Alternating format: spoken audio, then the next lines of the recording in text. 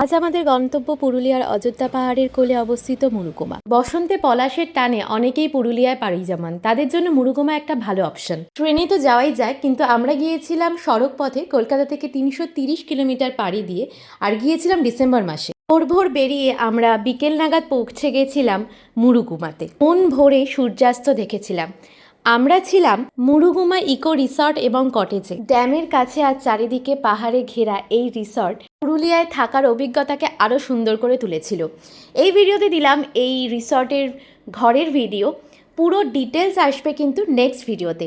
এখান থেকে কিন্তু শুধু মুরুগুমা না, আমরা সাইট সিইংয়ে অনেক জায়গায় ঘুরতে গিয়েছিলাম। শহরের কোলাহল থেকে দূরে লেক, পাহাড় আর জঙ্গলের মাঝে কয়েকটা দিন মুরুগুমাতে বেশ ভালোই কাটিয়েছিলাম। মুরুগুমার প্রধান আকর্ষণ এখান থেকে সূর্যোদয় এবং সূর্যাস্ত দেখা। বসন্তকালে সারা এলাকা লাল পলাশ ফুলে ভরে যায়, যা মুরুগুমাকে আরও মোহময়ী করে তোলে। এই প্রথম আমার সরকারি রিসর্টে থাকা। সন্ধে নামার সাথে সাথে বেশ রোমাঞ্চকর পরিবেশ সৃষ্টি হয়েছিল, আর পূর্ণিমার চাঁদের আলো, চারিদিকে এরকম নিস্তব্ধতা, একটা অন্য জগতেই যেন চলে গিয়েছিলাম। এখান থেকে কিন্তু তোমরা অযোধ্যা সার্কিটের অনেক জায়গায় ঘুরতে পারবে। নেক্সট ভিডিওতে থাকছে পুরুলিয়ার সাইট সিইং আর এই রিসর্টের ডিটেলস। তো আজকের জন্য দুগ্গা দুগ্গা।